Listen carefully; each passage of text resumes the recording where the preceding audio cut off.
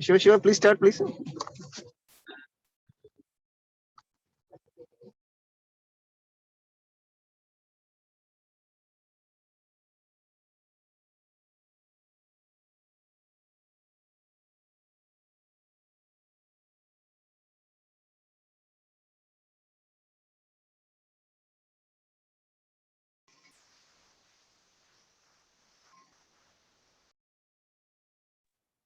Prakash, can you hear? Shiv Prakash, can you hear?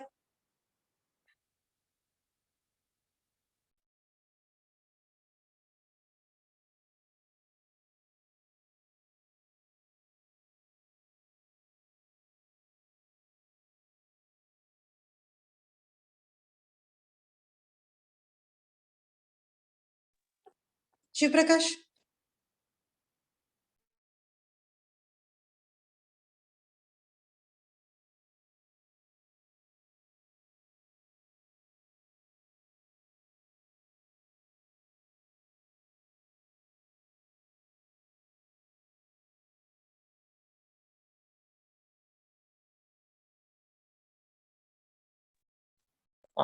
Madam, am I audible, madam?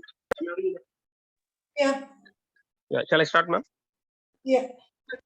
Good morning, teachers, my colleagues and dear juniors. I'll be presenting today a topic on cross trial as a part of a journal discussion. Will be moderated by Arun sir. So a brief introduction about what I'm going to talk. It's about this trial is all about treatment in esophageal cancer. So regarding esophageal cancer, we all know that it's a highly lethal disease because of the late in the diagnosis as well as symptom onset of patients. And the overall survival till now is around 10 to 15%. And the incidence of esophageal cancer in the past decade compared with the last 3 or 4 decades has been on the rising trend globally because of the more in the diagnosis number of cases with adenocarcinoma. So previously it was squamous cell carcinoma and gradually being taken over by adenocarcinoma as the incidence globally has been increasing. As he noted, the shift in the disease pattern from squamous to adeno, the treatment pattern, the treatment sequencing have also been undergoing rigorous changes over the past 2 or 3 decades, all aiming to improve the survival in the deadly disease of esophageal cancer. So historically, primary surgery was the option in operable locally advanced disease of esophageal cancer, and that has been challenged because of high number of irradical outcomes, treatment outcomes when surgery was done upfront in a state of locally advanced nature of the esophageal cancer. So to briefly summarize about the treatment options currently available for locally advanced esophageal cancer and OG junction. So either there are two options: either is primary surgery, or in case of a locally advanced disease, neoadjuvant treatment followed by surgery with or without adjuvant treatment is the treatment options available. Regarding the neoadjuvant treatment, there are 3 options: either it can be neoadjuvant radiation therapy, a neoadjuvant chemotherapy, or a neoadjuvant chemo along with the radiation therapy. And one more thing I would include is the perioperative chemotherapy followed by surgery. So considering the possible options over the past 2 or 3 decades, these treatment strategies have undergone rigorous changes because of the outcome that has been variedly tested in multiple globally in multiple sites. So speaking about the neoadjuvant radiation therapy before radical surgery, the available published data as well as the retrospective data that is available has shown that there is no survival benefit when radiation alone is added as a neoadjuvant treatment. Further, it adds to surgical morbidity. The other thing is that the optimal radiation dose pattern is of questionable significance because most of these studies have been taken place around 20 years back. And then in the advent of new radiation conformational technologies as well as dose reduction strategies, this has now come up with along with the chemotherapy. So then the second option will be neoadjuvant chemotherapy. So totally a neoadjuvant chemotherapy prior to radical surgery in esophageal cancer, even though has a mild advantage, but the benefit the patient gets is very negligible, considering the morbidity that has been associated with the toxic dose of cytotoxic drugs. So that has also been wielded off the armamentarium of late in the last 10 years. And now the concept of neoadjuvant chemo radiation for a locally advanced esophageal cancer has been explored again with the data and evidences that has been sourced in from both neoadjuvant radiation as well as neoadjuvant chemotherapy. So this trial, which I'm going to discuss, cross trial, is it a real? Studies about the efficacy or the inclusion of neoadjuvant chemoradiation prior to radical surgery in patients with locally advanced esophageal cancer. So we are going to see whether it is really a game changer in the decision making for treatment of esophageal cancers. So the evidences for the cross trial has cropped up from the, as I already said, from the early radiation trials. There are two significant trials which also had the similar design as cross trial, namely RTOG 8501, which compared the neoadjuvant chemotherapy followed by neoadjuvant chemoradiation in the case of locally advanced esophageal cancer. So the 5-year survival was significantly higher in the neoadjuvant chemoradiation group. So the other trial was intergroup trial RTOG 94, which compared NACT with NACT-RT prior to surgery, which include a high dose of RT compared to our previous trial. It was also prematurely closed because of significant RT toxicity. So clearly from these evidences, the investigators found had one more same institution also that did a phase 2 trial prior to cross with the data input from these two trials with a low optimal radiation dose and chemotherapy regimen, which showed astounding results. Hence, they designed a prospective phase 3 randomized control that is known as the cross trial. So it was started in January 2004, and the recruitment phases between 2004 and 2008 for about 4 years. And it compared a neoadjuvant chemotherapy followed by surgery with surgery alone in patients with potentially curable esophageal cancer. It was undertaken in 8 centers across Netherlands. It was a primarily a Dutch study. So the inclusion criteria for this study was patients with histologically proven squamous cell carcinoma or adenocarcinoma of the esophagus or the OG junction. The criteria regarding a selection of patients, that is abruptly excluding CO type 3 or gastric cancer, was that tumor should not extend more than 2 centimeters in the gastric area was a criteria, and longitudinal tumor length should not exceed 8 centimeters, and the radial space must not exceed 5 centimeters. Another criteria is that these trial the investigators made sure that the fittest of the fit came into the trial, like certain criteria which bizarre strategies like weight loss of only less than 10% were included in this trial, and FEV1 of more than 1.5 liters, that is a 90% optimal lung function, were included in this trial, which is in contrary to the data coming from other chemotherapy trials where the inclusion criteria was not that much fit enough in patient selection. So, in nutshell, the various arms in cross trial were the two arms, as I said, neoadjuvant chemotherapy followed by surgery, or surgery alone was the treatment arm. Regarding the technical specification of the trial, chemotherapy, carboplatin, paclitaxel was given on days 1, 8, 15, 22, and 29. Regarding radiation, it was 41.4 gray and 23 fractions with 1 point gray per fraction with 5 fractions per week. It was starting on the first day of the first chemotherapy cycle, and it was a EBRT. Modality was EBRT. Regarding surgery, 4 to 6, and the surgery patients were under the neoadjuvant investigation arm were taken up for surgery ideally after 4 to 6 weeks after the chemoradiation. The treatment options were, the surgical modalities were two. One is Ivor-Levy transthoracic, the other is transhiatal. Transthoracic was primarily chosen for lesions, tumor reaching up to the trikilometer and above. And lower esophageal, classically lower esophageal and OG junction tumors were treated with the transhiatal esophagectomy preferably. And the conduit that was used was stomach. These were all uniform among the study population. So this was the study protocol. Around 837 patients were assessed, out of which 368 were fit to be recruited, and they were randomized into 180 and 188. And final randomization after exclusion, the investigation arm, which included neoadjuvant chemoradiation with surgery, included 178%. The other arm was surgery alone arm had only 188. So regarding the tumor characteristics and the tumor location of how these patient population were. So the investigation have equal distribution of adenocarcinoma and squamous cell carcinoma. 8 to 25%. WhatsApp Regarding the tumor location, most of them were distal third carcinoma in both the arms. Around 60% in both the arms were distal third carcinoma, and OG junction was around 22% in investigation arm and 26% in surgery alone arm. So regarding the clinical state, almost 80% of the patients in both the arms were locally advanced, that is the T3 stage disease patient. And the clinical node positivity in such patients were around 60% in both the arms.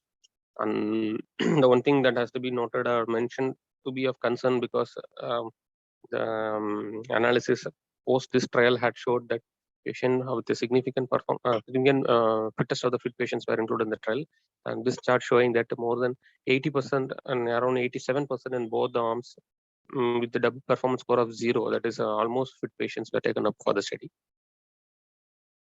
So the primary endpoint, which type previously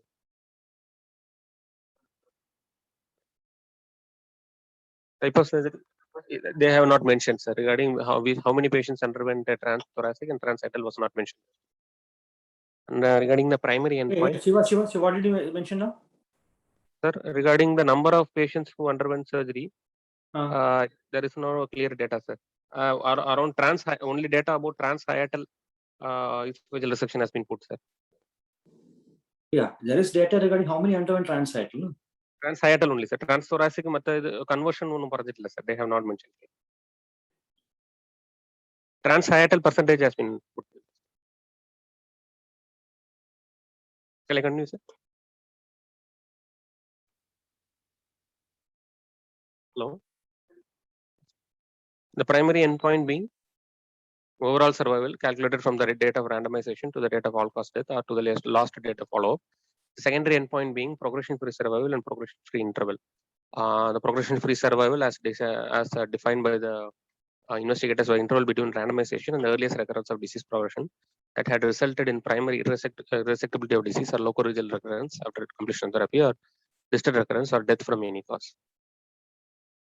So regarding surgery, in the chemotherapy NICTRT group, 94% underwent surgery following a successful completion of neoadjuvant treatment, compared with 99% in the surgery group. The median time between randomization and surgery was around 97 days in the investigation arm, that is post NICTRT. And the median day of patient underwent surgery was around 97 days, and it was 24 days from randomization to surgery in primary group. So the median time between chemo, radiation, and surgery was around 6.6 weeks. And regarding the operability status, nearly 4% of the patient in the investigation arm could not be operated because either the tumor or the lymph node was found to be unresectable on table, as well as 13% in the surgery group. In primary surgery group were deemed unresectable, citing the above said reason. So coming to NICTRT group, 90% of the 170 of the patient who underwent surgery in NICTRT arm, or 90% of the patients they underwent resection, compared with 86% in the surgery alone group. And the data regarding the technical specification, only a transhiatal resection was almost similar in both groups, around 45% in both the groups. The rest of the patients are taken as they have undergone Ivor Lewis as per the study protocol that was designed prior, but there was no clear data regarding what happened to the rest of 55% of the patient who underwent surgery. No, it was not Ivor Lewis. Transthoracic, sir. It was McKeown. Anastomosis was always in the neck. Sir? Anastomosis was always in the neck. Oh, sir, there are data regarding mediastinitis and leak also, sir, in postoperative complication data. Mediastinum is fine, that can occur even without a mediastinal anastomosis. So I think, correct me if I'm wrong, I think all the patients had a neck anastomosis, except for the fact that 45% underwent transhiatal, the other went transthoracic mobilization and anastomosis in the neck. That's what I understand. Correct me if I'm wrong. Yes, sir. 1 minute, sir. Arun sir wants to talk. They've written that in the first that the protocol thing that continuity will be restored by a gastric tube reconstruction procedure with anastomosis in the neck. But how did that explain in this one, the mediastinitis group, and that's what the protocol thing, the big protocol. Mediastinitis can occur even without intrathoracic leak, or your neck leak can track into mediastinum. There can be other reasons, but In the protocol, they mentioned that the anastomosis will be in the neck. Protocol they written that in the neck it will be written there. That's a surprising thing. Because almost 50% is translateral mean it has to be in the neck, but fully that might be the reason.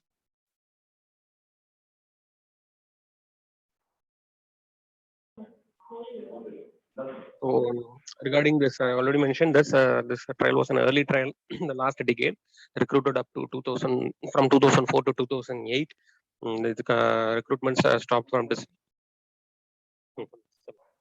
2008.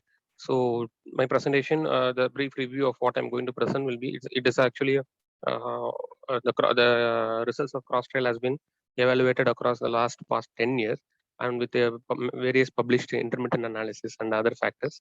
So my review of the presentation of cross trial will include all these, right from the completion of trial up to what has been published of late in the current year, the results of 10-year survival.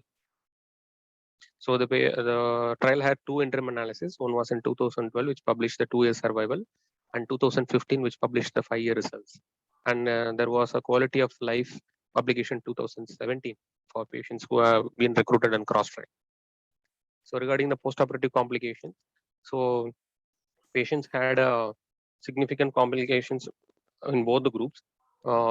Namely mediastinite, as I already mentioned, anastomotic leak has been mentioned, but has not been clearly mentioned whether it is from the neck or thorax. The other thing, it was mostly most common around 20 to 30% both the groups.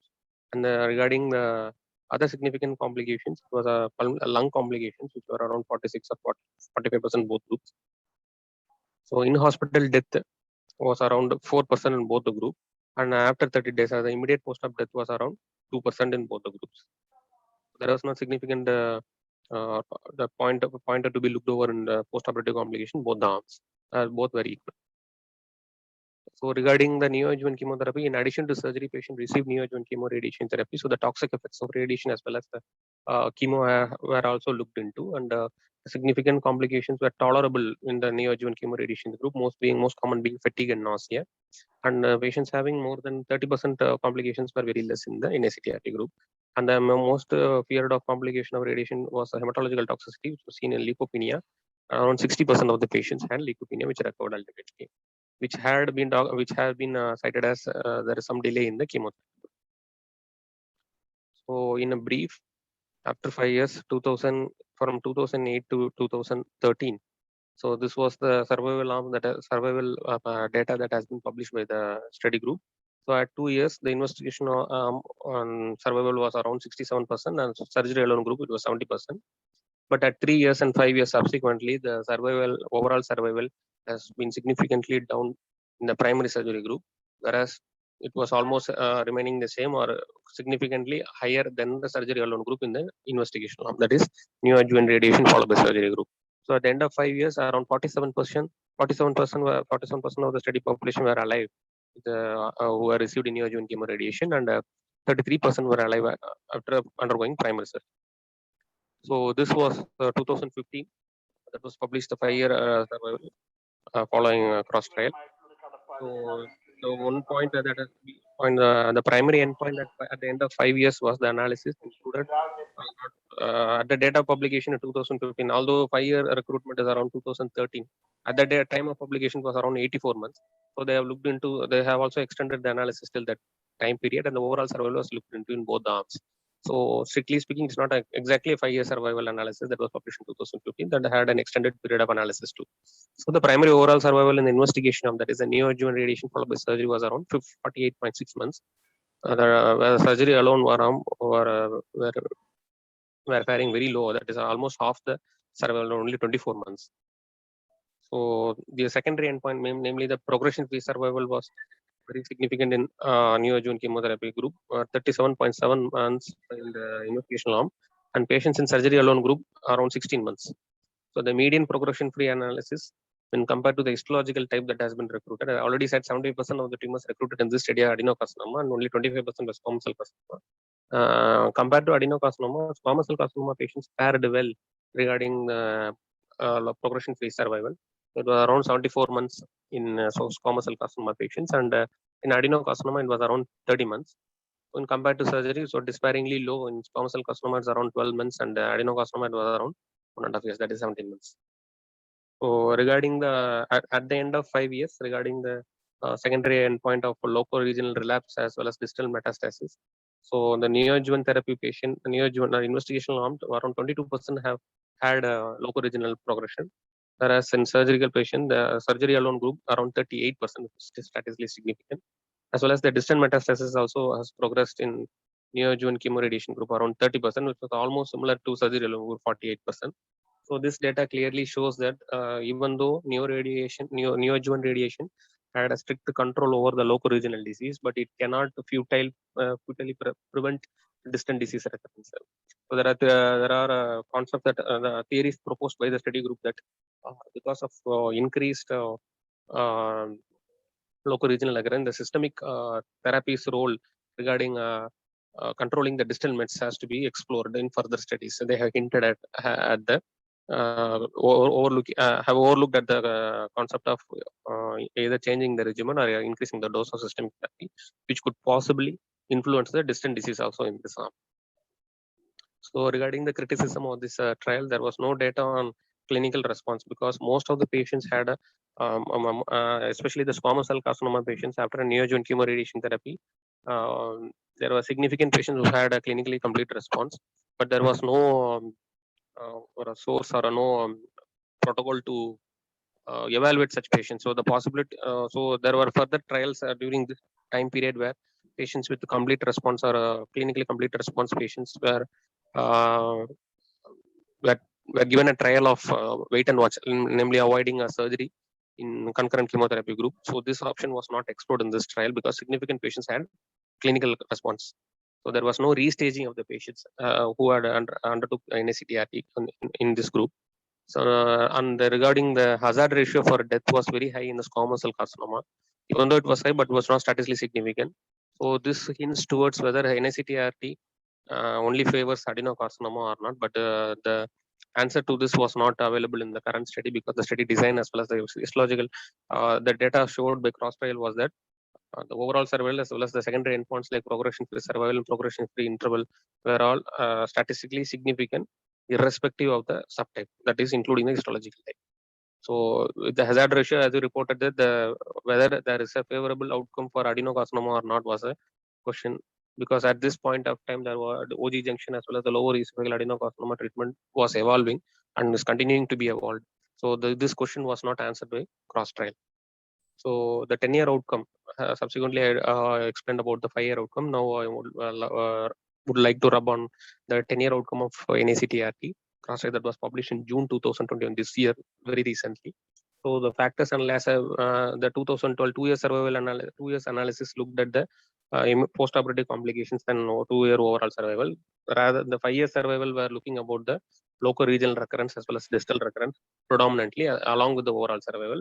So the 10-year recurrence, the 10-year study, the 10-year analysis particularly assessed that the overall survival benefit, whether it was persistent beyond 5 years, was the question of significance. So, and the impact of neoadjuvant chemoradiation therapy on relapse as well as the cause-specific mortality and the risks associated with relapse and death from esophageal cancer was analyzed.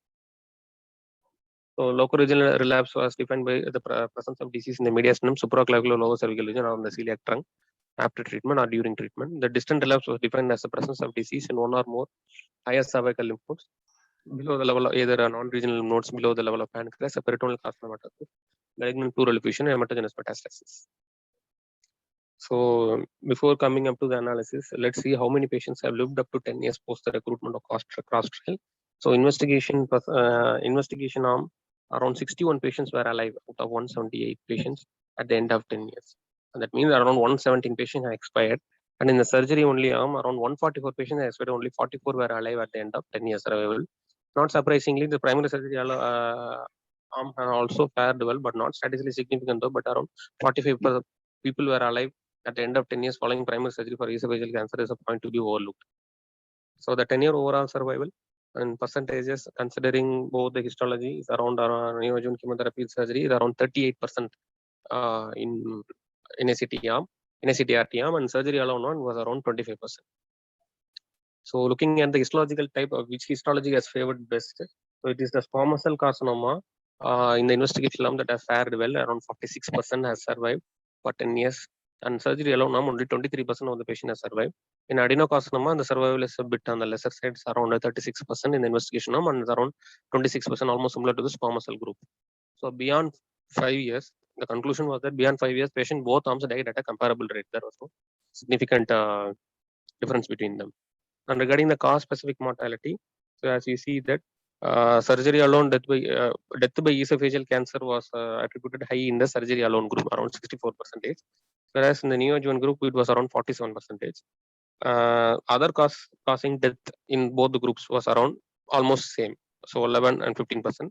So excluding this, if we take esophageal cancer as the primary cause of death, and the neoadjuvant chemoradiation arm patients have died less when compared to surgery alone group, when taking esophageal cancer as the primary cause of death.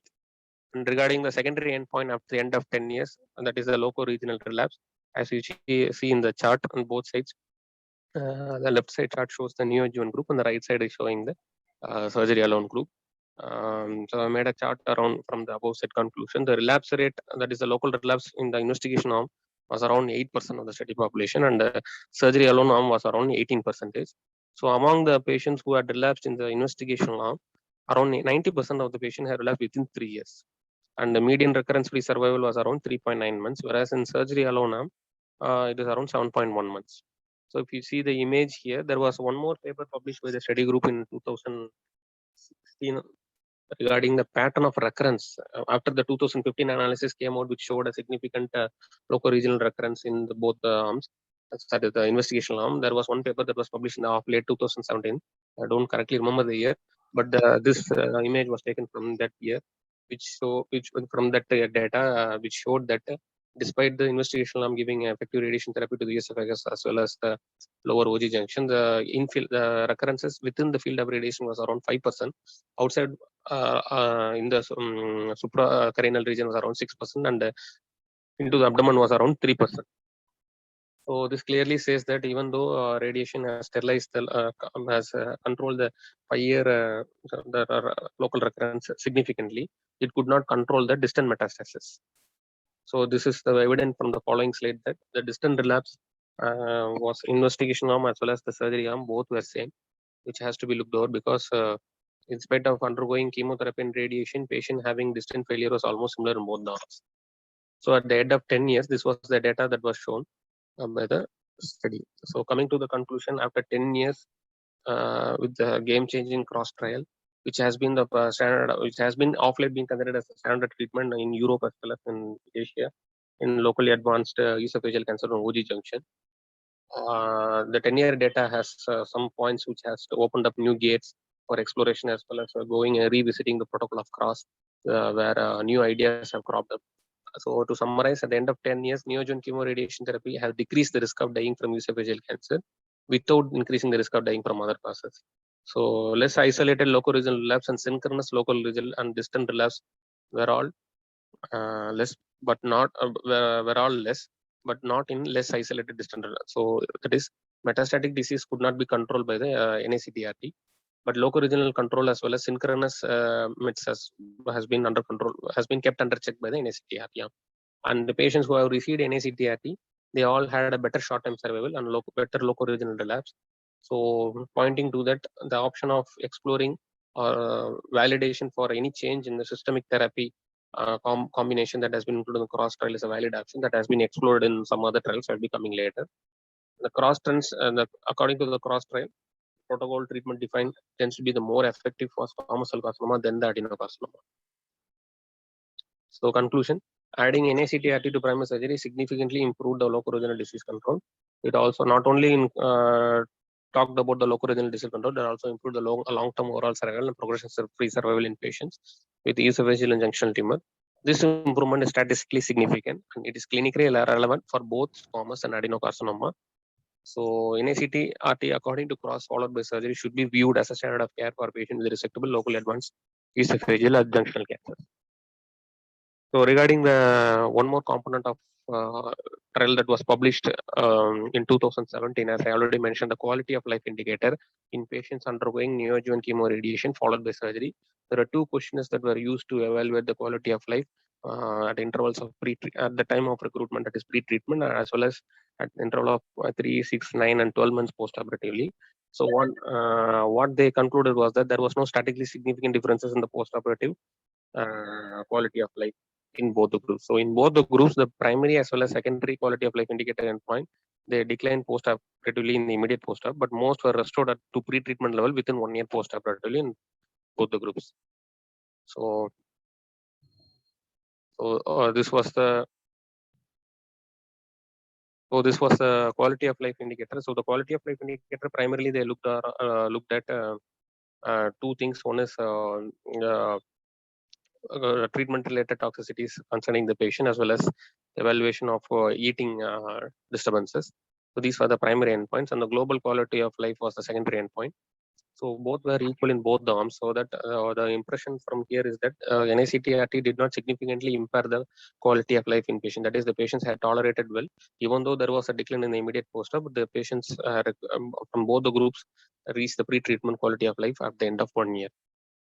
So now at the end of this trial, there are two options that has opened up. That is, NICTRT followed by surgery definitely has a benefit. Yes.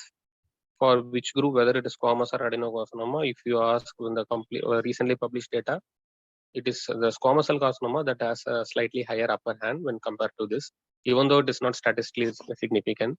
Third point is that in NICTRT arm, even though local regional control is up to the mark when compared to the other arm, but the distant metastasis that occurred at the end of 10 years in both the group, that is the patient receiving neoadjuvant radiation or going upfront surgery, were almost same, around 27%. So regarding looking into the specifics of this treatment outcomes, so there is currently a debate or as well as a healthy notion going on regarding choosing the optimal treatment for locally advanced esophageal as well OG junction tumor, either it is NICTRT based on cross or perioperative chemo. Followed by surgery, perioperative chemo in patients with lower OG junction esophagus as well as gastric cancers. So I would like to summarize the previous trials that have been published, and I would like to compare this with the currently available data from the cross trial. And the first thing is that MAGIC trial published in 2006 included lower esophageal cancer, OG junction adenocarcinoma. So it had two arms, mainly the ECF regimen followed by surgery and surgery alone. The 5-year survival was at around 36% in the peri-chemo arm, and as well as surgery alone arm 23%. It was statistically significant. The flaws of MAGIC trial was that there was no long-term follow-up for MAGIC trial patients. The other one was the ACCORD trial done by the French group, which included the lower esophageal cancer, OG junction, as well as the gastric adenocarcinoma, which had a chemotherapy protocol of cisplatin 5-fluorouracil with surgery versus surgery alone. They also showed a data in favor of 38% was 24% 5-year survival with compared to the investigation as well as the surgery alone.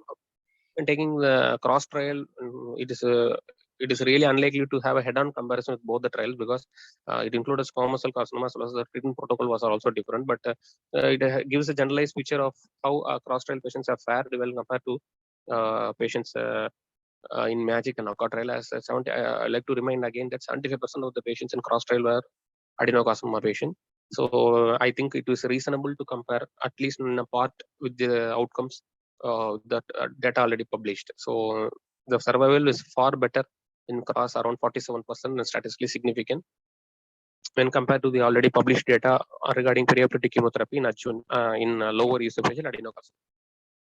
And of late in 2017, there is one more trial that has come up and that has been a game changer and been widely implemented was a FLOT4 trial. FLOT4 trial evaluated the OG junctional adenocarcinoma with chemotherapy, perioperative chemotherapy of 4 cycles of FLOT pre-op as well as followed by surgery and adjuvant FLOT4 cycles.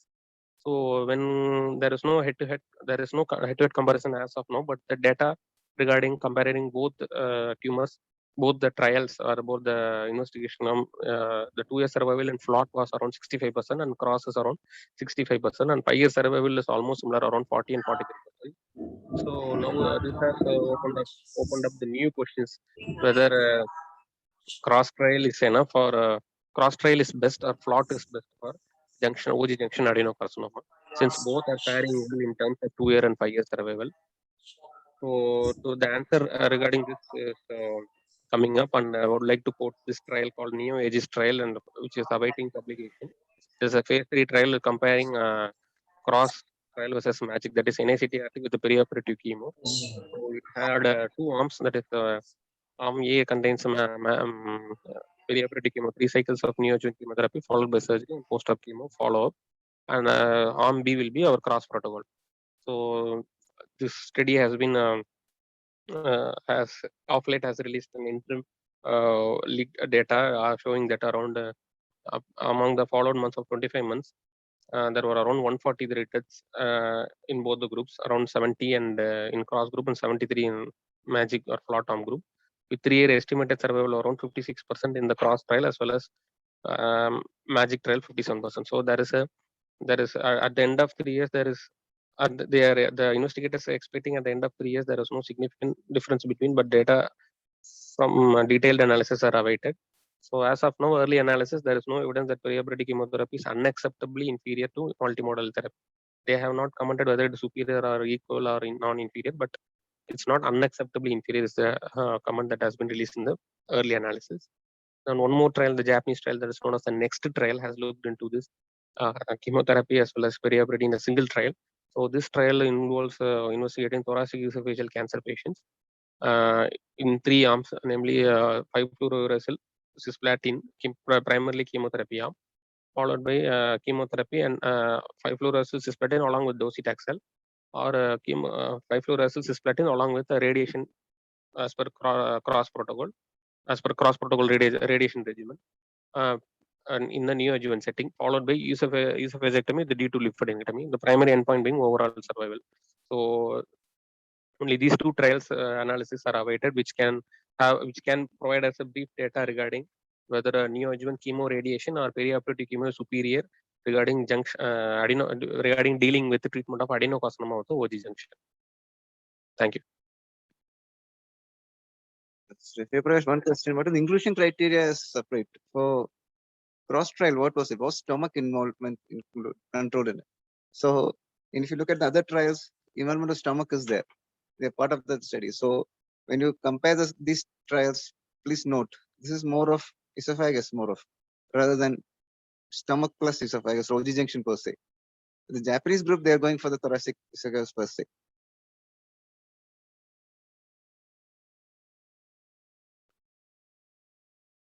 And one more thing, what we will just focus on the complication rate. Does giving chemo radiation per se increase the complication rates? What are the complication rate they saw in this trial?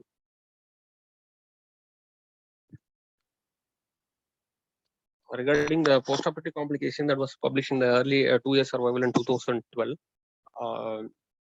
there was not a significant the significant complication which they deem was not were of mild varieties, namely cardiac complications that was which almost the same, but pulmonary complications were more in the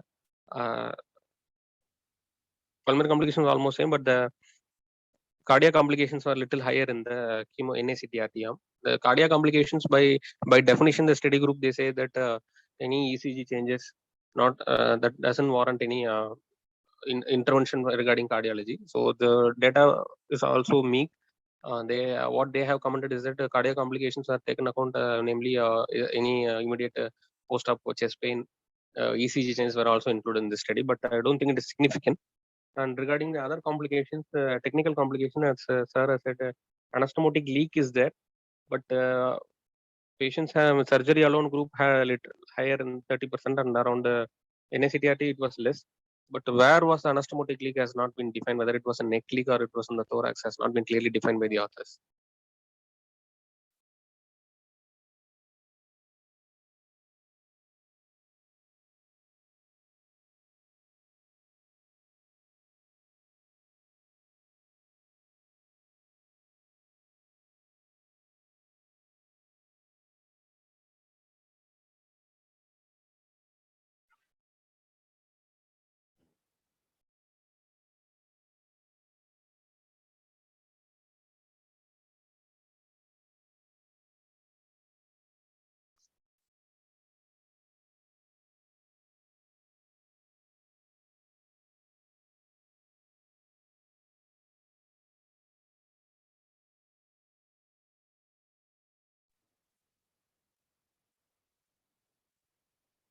Hello. Oh, sir. Is somebody asking any question? No, boss.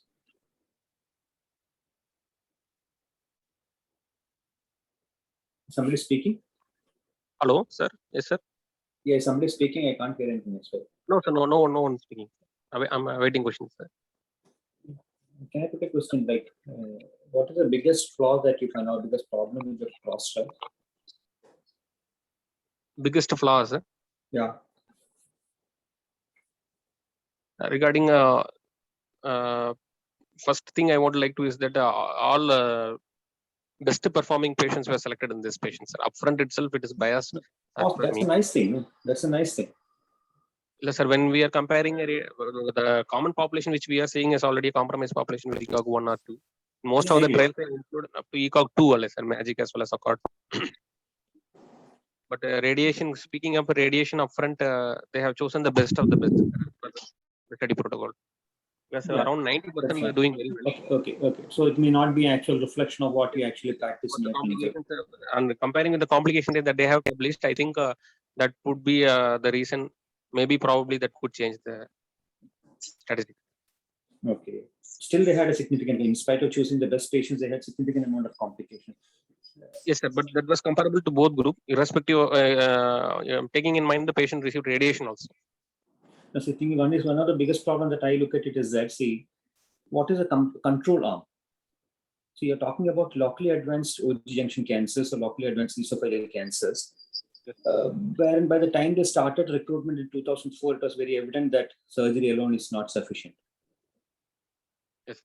So in spite of that, I accept the fact that the MAGIC trial data was not published, but still retrospective data or institutional series in 2004 had clearly shown that surgery alone is not good enough for locally advanced node positive or T3, T4 esophageal cancer. So in spite of knowing that they put one arm as surgery alone, which is an inferior modality of treatment. So you want to compare. Madhu, can I talk, Madhu? When you talk about this, all these arms, when you look at it, MAGIC also had a surgery alone arm. This also had a surgery alone. So we can't blame them for that, because at that point of time, surgery was the standard of care. So we can't blame them that looking back, we can't tell them, okay, 10 years back, you should have done this. So when you read about it, everyone's blaming them for comparing this, because it should not be done. At 2000, if you look at the NCCN in 2000, for esophageal cancer, there is no adjuvant treatment per se. So how can we blame them for not doing a surgical arm, doing only a surgery arm?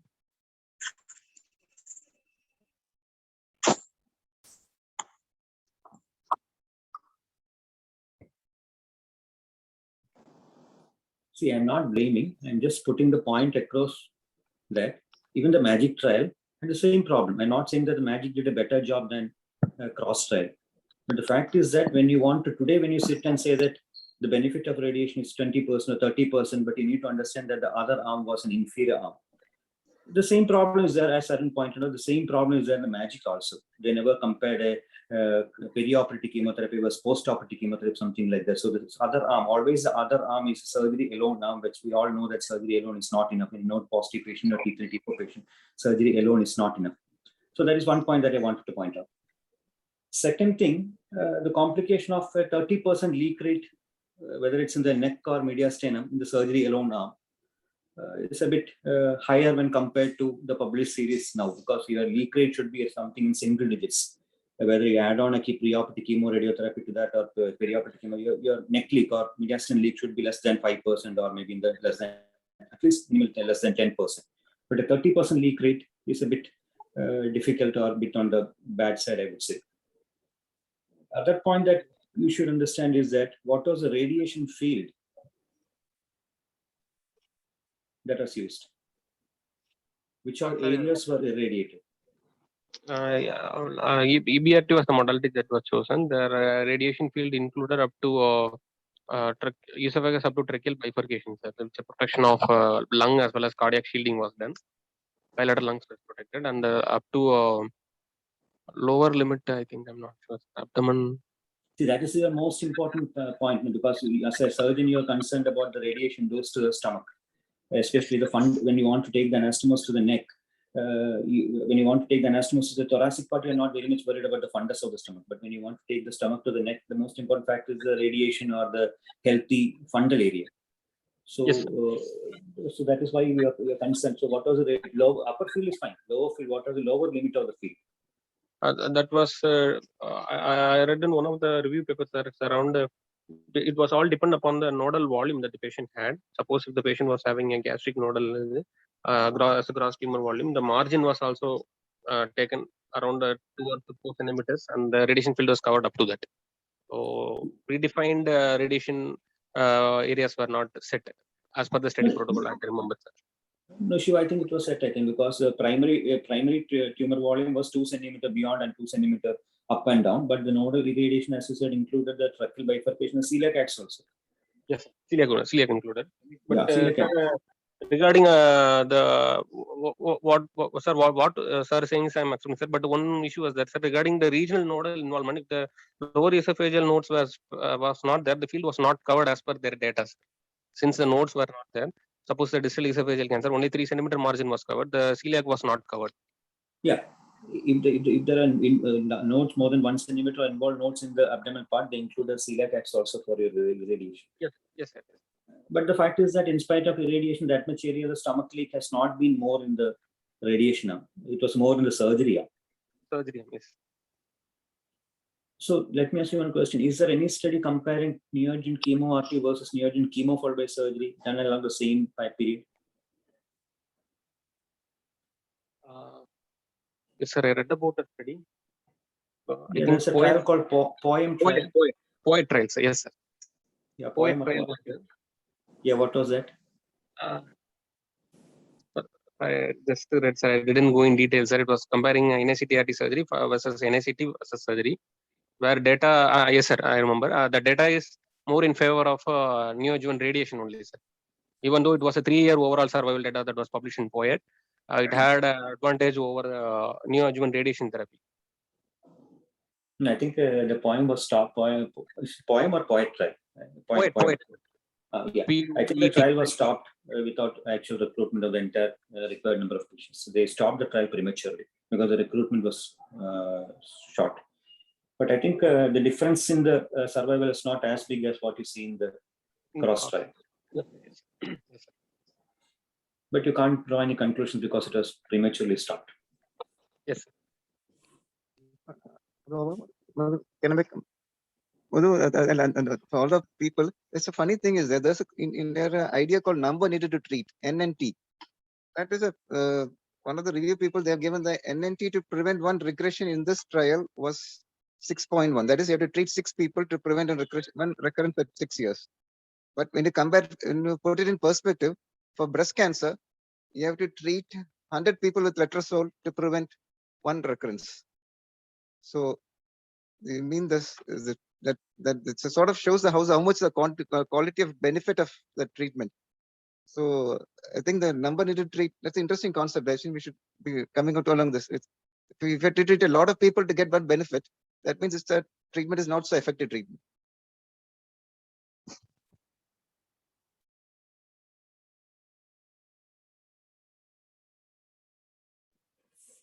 Shiva, let me ask you one question. You said even comparing FLOT trial, Yes, sir. the data is slightly in favor of cross trial. Okay. FLOT crosser and Yeah, both compare. were. But still, why majority of centers in our country are doing FLOT than cross? Except for 1 or 2 centers. Yes, even sir. our own center, if you look at our OG junction tumors, majority are going by FLOT or the MAGIC protocol rather than the cross protocol. What is the reason? Even Sir, TMH for that matter. Yes, sir. One is regarding the histology. So if predominantly adenocarcinoma, FLOT is more favored than cross, because I've already data showing that squamous cell carcinoma, cross trial is indirectly favoring squamous cell carcinoma only. So maybe that may be the reason where FLOT is being very highly used in considering the histology here in our setup. Is that the right answer, sir?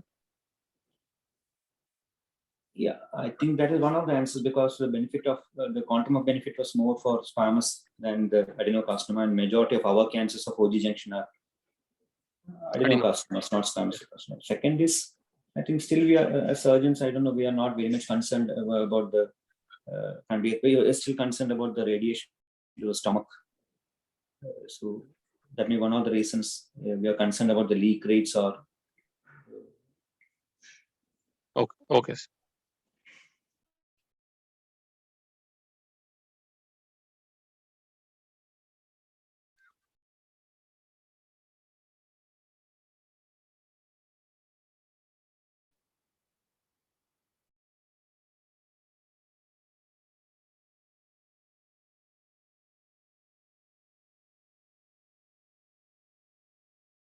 Shall I conclude my presentation? Yes. I'm concluding my presentation, madam. Thank you.